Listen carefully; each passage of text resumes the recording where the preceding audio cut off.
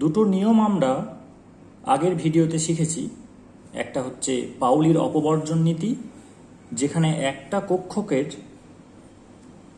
একটা অরবিটালের মধ্যে সর্বাধিক দুটি ইলেকট্রন থাকতে পারে। একটার স্পিন হচ্ছে প্লাস হাফ আর একটার হচ্ছে মাইনাস হাফ। সেটা এস, পি, ডি, এফ যে কোনো উপকক্ষ হোক, তার মধ্যে যে কোনো একটা অরবিটাল, সেখানে দুটোর বেশি ইলেকট্রন থাকতে পারবে না। এটা পাউলির অপবর্জন নীতি, পলিজ এক্সক্লুশন প্রিন্সিপাল। আরেকটা দেখেছি, যখন ডিজেনারেট অরবিটাল থাকবে, অর্থাৎ ম্যাগনেটিক ফিল্ডের অ্যাবসেন্সে পি উপকক্ষের যে তিনটে অরবিটাল, সেগুলো কিন্তু তখন স্প্লিটিং হয় না, অর্থাৎ এনার্জি ডিফারেন্ট হয় না, তাদের এনার্জি সেম থাকে। ম্যাগনেটিক ফিল্ডের প্রেজেন্সে এটা তিনটে ভাগে ভেঙে যায়। এদিকে যদি ম্যাগনেটিক ফিল্ড হয়, একটা এই দিকে ডিরেক্টেড হয় মোমেন্টটা, একটা এদিকে একটা এদিকে, অর্থাৎ এর কম্পোনেন্টটা এখানে পড়ছে +1, একটা 0 আর একটা হচ্ছে -1। কিন্তু in absence of magnetic field তিনটের এনার্জি ডিফারেন্ট থাকে না, তারা ডিজেনারেট থাকে, তাদের এনার্জি সেম থাকে। এই অবস্থায় ইলেকট্রনটা কিভাবে ঢুকবে? প্রথমে এখানে ঢুকবে, তারপর এখানে পেয়ারিং না করে এখানে আসবে, তারপর এখানে আসবে, যখন কমপ্লিট হয়ে গেল তারপরে পেয়ারিং শুরু হবে। এটা হুন্ডের মাল্টিপ্লিসিটি সূত্র, হুন্ডস মাল্টিপ্লিসিটি রুল। আজকে যেটা শিখব সেটা হচ্ছে ইলেকট্রনিক কনফিগারেশন।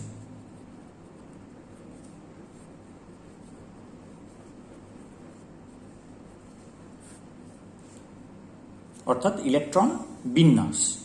একটা অ্যাটমের যে দুটো অংশ, একটা নিউক্লিয়াস যেখানে প্রোটন এবং নিউট্রনগুলো থাকে, আর তার বাইরে বিভিন্ন কক্ষপথে ইলেকট্রনগুলো ঘুরছে, তারা কেমনভাবে বিন্যস্ত, কেমনভাবে তারা ওরিয়েন্টেড, সেইটা একটা প্যাটার্ন আছে, ওটা আরবিট্রারি নয়। সেই যে প্যাটার্নটা, সেটাই হচ্ছে ইলেকট্রনিক কনফিগারেশন। আমরা জেনে নিয়েছি যে 1 নম্বর অরবিটে থাকে একটাই অরবিটাল 1s, 2 নম্বরে দুটো সাব অরবিট 2s 2p, এটার আর কোনো ভাগ নেই, এটাই অরবিটাল, কিন্তু এটার 3টে অরবিটাল আছে। 3 নম্বরে 3s 3p 3d, 3dতে 5টা অরবিটাল আছে। 4s 4p 4d 4f 5s 5p 5d 5f 6s 6p 6d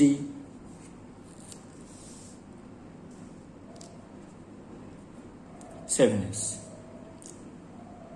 এখানে যেমন দেখলাম একটা একটা করে বাড়ছে, তাহলে এখানে আমি 5g বা তার পরেরটা লিখলাম না কেন? কারণ যতগুলো অ্যাটম আবিষ্কার হয়েছে, তাতে যা ইলেকট্রন রয়েছে, তাতে এর পরেরগুলো আর প্রয়োজন পড়ছে না, তাই লেখা হয়নি। যেমন এখানে আমি 6fটাও লিখিনি, এখানে 7pটাও লিখিনি। ইলেকট্রন কিভাবে ভর্তি হবে, আব্বাউ প্রিন্সিপাল সেটা গাইড করে। হুন্ডের মাল্টিপ্লিসিটি রুল যেরকম একটা বিজ্ঞানীর নামে, একজন বিজ্ঞানীর নামে, হুন্ড পলিজ এক্সক্লুশন প্রিন্সিপাল বিজ্ঞানীর নামে, কিন্তু আব্বাউ প্রিন্সিপাল কোনো বিজ্ঞানীর নামে নয়। আফ ওয়াও কথাটার মানে হচ্ছে হাউ টু ফিল ইন, কিভাবে ভর্তি হয়। তো সেটা এরকম যে n+l রুল দ্বারা গাইডেড আব্বাউ প্রিন্সিপালটা। কি করতে হবে? এদের n+l গুলোকে যোগ করতে হবে। এর n কত, অর্থাৎ কত নাম্বার অরবিট, এটা 1, আর এলটা কত, এল এর মান 0 হলে s, 1 হলে p, 2 হলে d, আর 3 হলে f। তাহলে এখানে 1+0 অর্থাৎ এটা 1। তারপর 2s এর ক্ষেত্রে 2+0 অর্থাৎ 2, 2pর ক্ষেত্রে 2+1 অর্থাৎ 3, 3s এর ক্ষেত্রে 3 প্লাস 0 অর্থাৎ 3, 3p-র ক্ষেত্রে 3 প্লাস 1 অর্থাৎ 4। তাহলে এইভাবে ইলেকট্রনটা ঢুকবে। n প্লাস l যার কম সেখানে আগে ঢুকবে, তারপর ইমিডিয়েট যার বেশি সেখানে তারপরে ঢুকবে। তাহলে এইটা বোঝা গেল। কিন্তু এই যে এটা যে দুটোই 3 হয়ে গেছে, সেক্ষেত্রে কি করব? অর্থাৎ n প্লাস l ভ্যালু যখন সেম হয়ে যাবে তখন nটা কার কম সেটা দেখতে হবে। অর্থাৎ এই 2p হচ্ছে 2 প্লাস 1 ইকুয়ালস টু 3, 3s হচ্ছে 3 প্লাস 0 ইকুয়ালস টু 3। ম্যাচ করে যাচ্ছে, সেক্ষেত্রে nটা দেখতে হবে। nটা যার কম সে আগে, অর্থাৎ 2p-তে আগে ঢুকবে, তারপর 3s-এ, তারপর 3p-তে, এইভাবে চলবে। তো এই প্যাটার্নটা বের করার জন্য একটা শর্টকাট আছে। শর্টকাটটা এরকম যে এদিক দিয়ে অ্যারো পাস করতে হবে এরকমভাবে। এটা করবার আগে একটা জিনিস খেয়াল রাখা প্রয়োজন যে এই যে গ্যাপটা রাখবো এই গ্যাপটা কিন্তু একই রাখতে হবে। এই যে গ্যাপটা রাখবো এই গ্যাপটা একই রাখতে হবে।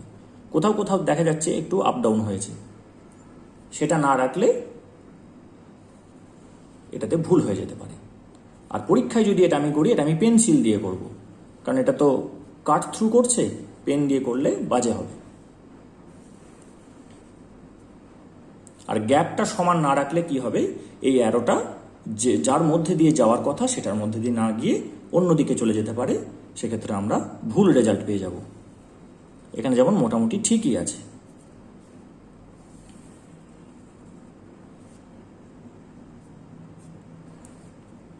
তাহলে কি দেখছি? প্রথমে ঢুকবে 1s, তারপর 2s, অর্থাৎ মুখটা শেষ হয়ে যাওয়ার পর তারপরে আমি তার লেজে চলে যাব। আবার এই মুখ থেকে তার পরের অ্যারোটার লেজে চলে যাব, আবার এই মুখ থেকে তার পরের অ্যারোটার লেজে চলে যাব। এটাই হচ্ছে আব্বাও প্রিন্সিপালের শর্টকাট। তাহলে 1s এর পর 2s-এ ঢুকছে, তারপর ঢুকছে 2p-তে, তারপর 2p থেকে কোথায় দেখতে পাচ্ছি 3s, 3s এর পর কোথায় যাচ্ছে 3p, 3p-র পর 4s, 4s এর পর 3d, 3d-র পর 4p, 4p-র পর 5s,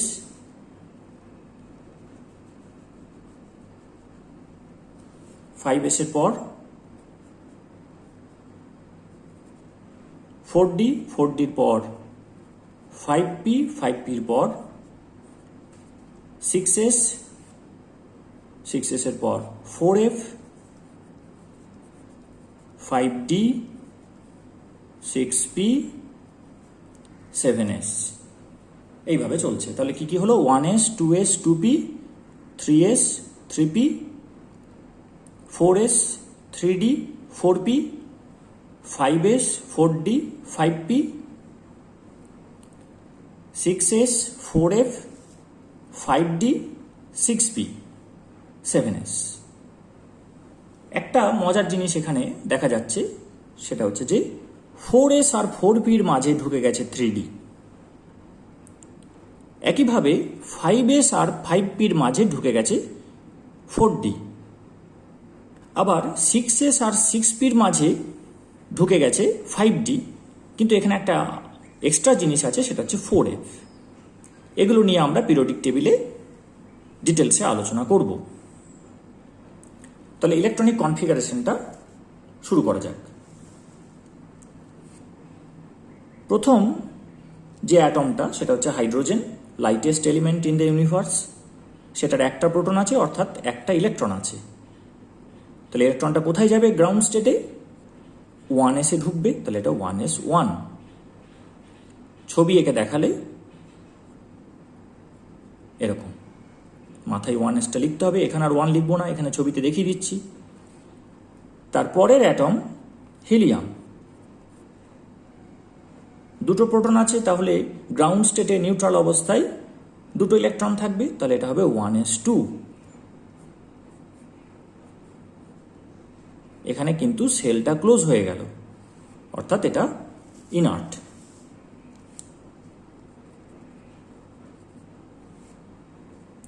তারপর লিথিয়াম, 3টে ইলেকট্রন থাকবে। 1s এর পর ইলেকট্রন কোথায় যায়? 2s এ যায়। যেহেতু সেল চেঞ্জ হচ্ছে একটা কমা দেব, 1s2 তারপর 2s1। ছবিটা কেমন হবে? এটা 1s,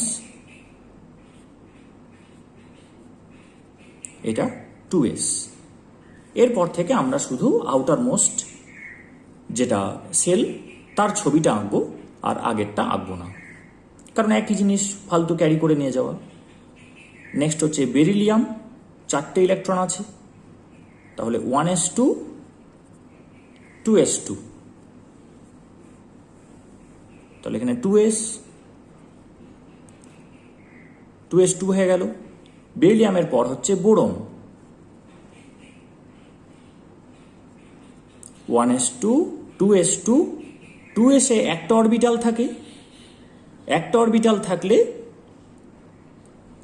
সেখানে দুটোর বেশি ইলেকট্রন থাকবে না, তাহলে 5টে ইলেকট্রন হলে 4টে এখানে হলো, এর পরেরটা কোথায় চলে যাবে? 2p-তে চলে যাবে, তাহলে 2s2 2p1। 2p-তে কটা থাকতে পারবে ম্যাক্সিমাম?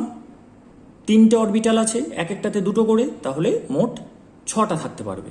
তাহলে এখানে ছবিটা কেমন হবে? আগে 2s আঁকতে হতো, এটা একটু সরিয়ে আঁকতে হবে, এখানে জায়গা কম বলে আমি এখানেই করে দিচ্ছি। এটা 2s, এটা 2p, এগুলো ফাঁকা রইল কারণ 2p-তে একটাই রয়েছে। এরপর আমরা করব কার্বন।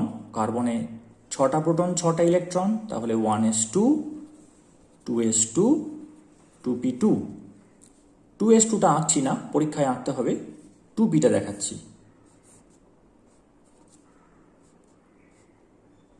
p উপকক্ষে 3টে কক্ষক থাকে, এখানে 2p লিখলাম, দুটো ইলেকট্রন আছে, একটা এখানে আসবে আর একটা এখানে পেয়ারিং হবে না। হুন্ডের মাল্টিপ্লিসিটি রুলটা এখানে আমরা প্রয়োগ করব, আর পাউলির অপবর্জন নীতিটাও আমরা প্রয়োগ করছি, একটাতে দুটোর বেশি রাখছি না। আর আব্বাও প্রিন্সিপাল, এই 3টে প্রিন্সিপাল মিলিয়ে এন্টার ইলেকট্রনিক কনফিগারেশনটাকে গাইড করছে। তাহলে এটা 2p2 হলো। Nitrogen 7, 1s2 2s2 2p3।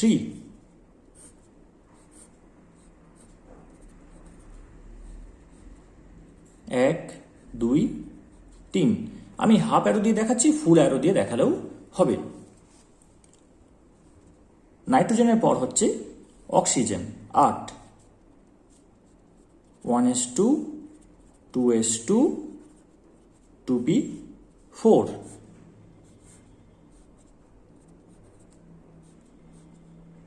1 2 3 4, 4 নম্বরটা 1 নম্বরের সাথে পেয়ারিং হলো, কিন্তু কোনো ইলেকট্রনের মাথায় স্ট্যাম্প মারা নেই যেটা 1 নম্বর, এটা সবসময় ছুটে বেড়ায়। 1 নম্বরটা 2-এ চলে যাচ্ছে, 3 নম্বরটা 1-এ চলে আসছে, এরকম হতে থাকে, এক্সচেঞ্জ হয়। অক্সিজেনের পর হচ্ছে fluorine 9, 1s2 2s2 2p5।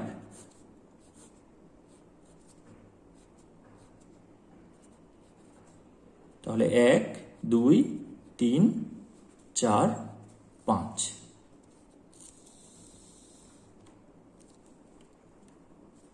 2p5 হলো, আরেকটা পেয়ারিং পেলাম এখানে। তারপর হচ্ছে নিয়ন 10, 1s2 2s2 2p6। এখানে কিন্তু সেলটা আবার ক্লোজ হয়ে গেল। এটা 2p, 1 2 3 4 5 6। এটা আবার ইনার্ট, সেল ক্লোজ, নিষ্ক্রিয় গ্যাস। এটা ইলেকট্রন দেওয়া নেওয়া করতে চায় না, বিক্রিয়া সহজে করতে চায় না, কারণ এর সেলটা যেহেতু ক্লোজ হয়েছে, এর ইলেকট্রনের প্রতি চাহিদা নেই, ছাড়ার ইচ্ছাও নেই। কিন্তু বাকিদের কি হয়? বাকিরা এই বিন্যাসটা পেতে চায়, সেই কারণে ওরা রিঅ্যাক্টিভ হয়। ফ্লুরিনের যেমন আর একটা ইলেকট্রন পেলেই ও নিয়ন গ্যাসের বিন্যাস পাবে, তাই ওটা খুব রিঅ্যাক্টিভ। অক্সিজেনের 2টো ইলেকট্রন পেলেই ও নিয়ন গ্যাসের বিন্যাস পাবে। এগুলো আমরা আসবো পিরিয়ডিক টেবিল চ্যাপ্টারে বা কেমিক্যাল বন্ডিং চ্যাপ্টারে, আবার আলোচনা হবে এগুলো। এর পরেরটা হচ্ছে সোডিয়াম। সোডিয়ামের 11টা প্রোটন, তাহলে 11টা ইলেকট্রন। এই আগের জিনিসটাকে বয়ে বেড়াবো না, আমরা তার জায়গায় নিয়ন লিখে দুদিকে অ্যারো দিয়ে দেবো, অর্থাৎ নিয়নের কনফিগারেশনটা তো থাকছেই। তারপরে কি হচ্ছে, 11তম ইলেকট্রনটা কোথায় যাবে, 2s 2pর পরে কোথায় যায় একটু দেখে নিই আমরা। 2s 2pর পরে 3s এ যায়, তারপর 3pতে যায়, তাহলে এটা হবে 3s1। একটা জিনিস এখানে লক্ষ্য করার বিষয়, লিথিয়ামের হচ্ছে 2s1 আর সোডিয়ামের হচ্ছে 3s1। তাহলে বাইরের সেলটা কিন্তু দুজনের একই রকম, তাহলে এদের ধর্ম একই হওয়া উচিত। অর্থাৎ লিথিয়াম যদি একটা ইলেকট্রন ছেড়ে দেয় তাহলে ইনার্ট গ্যাসের বিন্যাস পাবে, সেটা হচ্ছে হিলিয়াম। আর সোডিয়াম যদি একটা ইলেকট্রন ছেড়ে দেয় এ একটা ইনার্ট গ্যাসের বিন্যাস পাবে, সেটা হচ্ছে নিয়ন। তাহলে দুজনের ধর্ম কি না, একটা করে ইলেকট্রন ছেড়ে দেওয়ার একটা প্রবণতা তৈরি হচ্ছে, দুটোই হচ্ছে ইলেকট্রোপজিটিভ। 3s1 এর ছবিটা আমরা যদি আঁকতে চাই তাহলে এইভাবে আঁকবো, এখানে 3s আর এখানে একটা ইলেকট্রন। সোডিয়ামের পর হচ্ছে ম্যাগনেসিয়াম 12,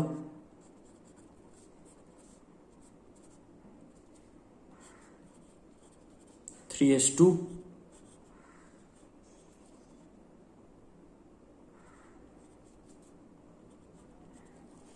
পেয়ারিং হলো। ম্যাগনেসিয়ামের পর হচ্ছে অ্যালুমিনিয়াম 13, নিয়ন লিখব, দিয়ে 3s2 3p1, 3s আর 3pর মাঝে কমা দেব না, 3s2টা আর লিখছি না, শুধু 3pটা লিখছি। একটা হলো। এভাবে অ্যালুমিনিয়ামের পর আসবে সিলিকন, এখানে 14 হবে, অর্থাৎ 3p2 হবে, এখানে একটা আনপেয়ার্ড ইলেকট্রন দেব। নাইট্রোজেনের নিচে থাকে ফসফরাস পিরিয়ডিক টেবিলে, ফসফরাসের হবে 3p3, আর এখানে আমরা দেখতে পাচ্ছি নাইট্রোজেনটা হচ্ছে 2p3। যেমন বোরনের সঙ্গে অ্যালুমিনিয়ামের মিল আছে, বোরনটা ওখানে ছিল 2p1, এটা হচ্ছে 3p1। সিলিকনটা হচ্ছে 3p2, এইটা কার্বনটা হচ্ছে 2p2, তাহলে কার্বনের নিচে সিলিকন থাকবে, একই ধর্ম। Nitrogen 2p3, phosphorus 3p3। Silicon ফসফরাসের পর হচ্ছে সালফার, যেটা অক্সিজেনের নিচে থাকবে, 2p4, এটা হবে 3p4, তাহলে এখানে 1 2 3 4 পেয়ারিং হবে। ক্লোরিন 3p5 হবে, ফ্লুরিনের নিচে থাকবে, ফ্লুরিনের হচ্ছে 2s2 2p5, ক্লোরিনের হবে 3s2 3p5। এগুলো বাড়িতে করবি। এইভাবে হলো আর্গন। তারপরে অর্থাৎ নিয়ন 10 হলো, তারপর হচ্ছে 3s2 আর 3p6, এটা ভর্তি হয়ে যাচ্ছে। 3pটা 1 2 3 4 5 6, অ্যালুমিনিয়ামে হলো 1, সিলিকনে হলো 2, ফসফরাসে হলো 3, সালফারে হলো 4, ক্লোরিনে হলো 5, আর আর্গনে এসে হয়ে গেল 3p6। আবার সেল ক্লোজ, আবার ইনার্ট।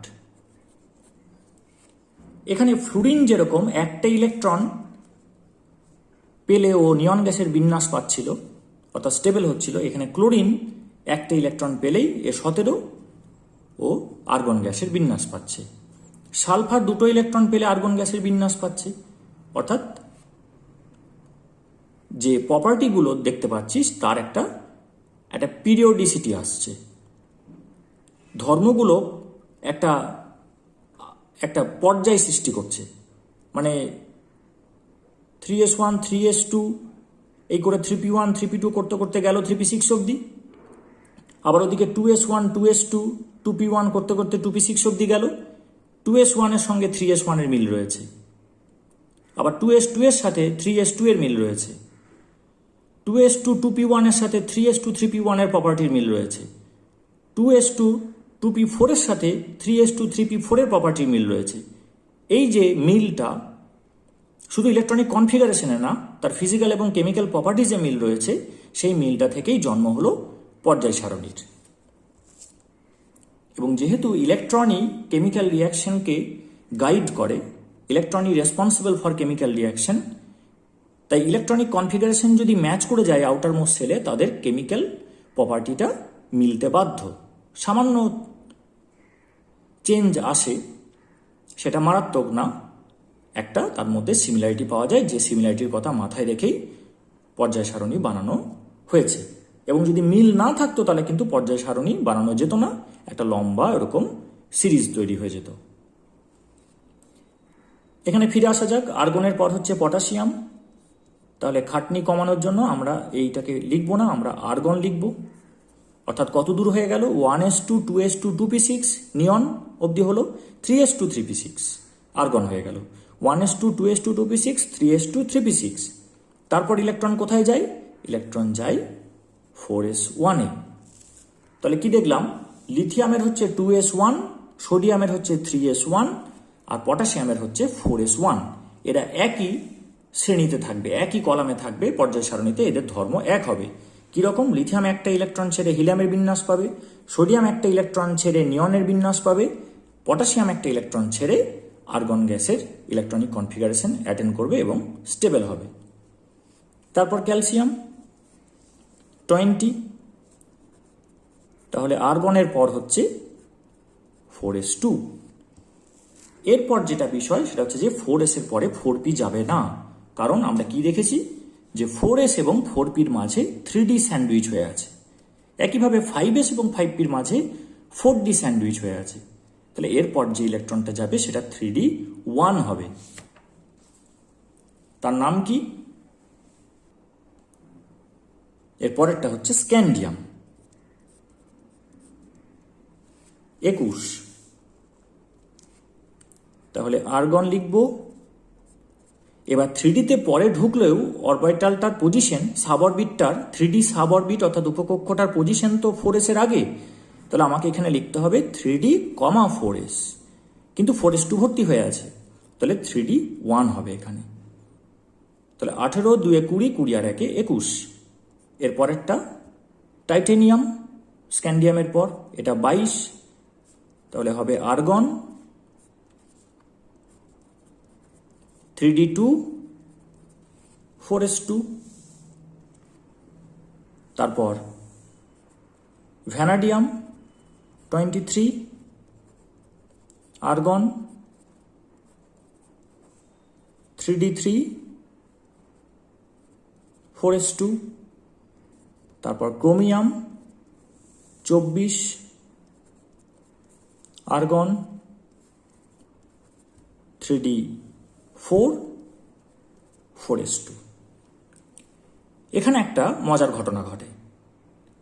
এটা যদি আমি ছবি আঁকি তাহলে কেমন হবে?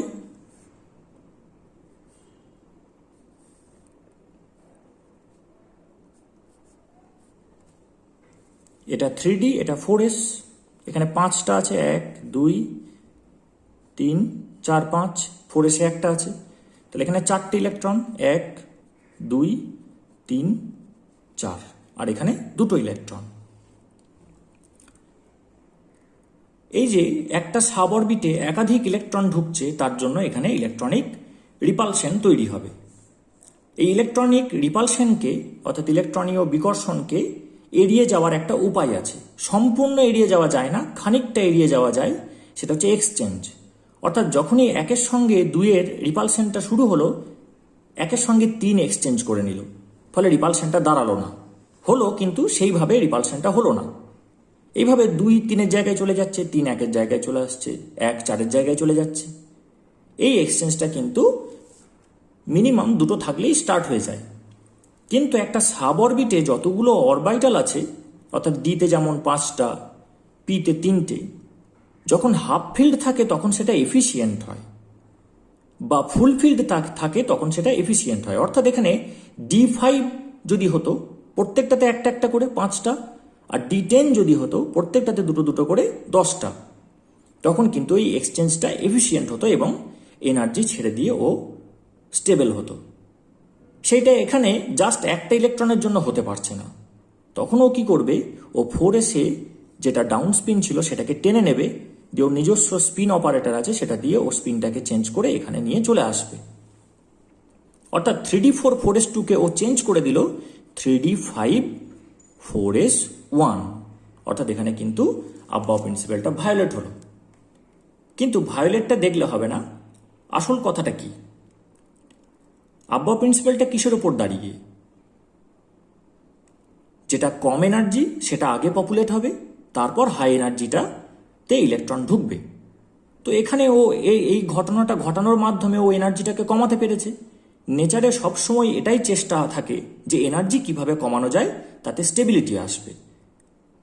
তাহলে এই যে আব্বাও প্রিন্সিপাল সেটাও ওই নীতির উপরেই দাঁড়িয়ে যে এনার্জি কম যেখানে সেখানে আগে ঢুকবে, তারপর এনার্জি যেখানে বেশি সেখানে তারপরে ঢুকবে।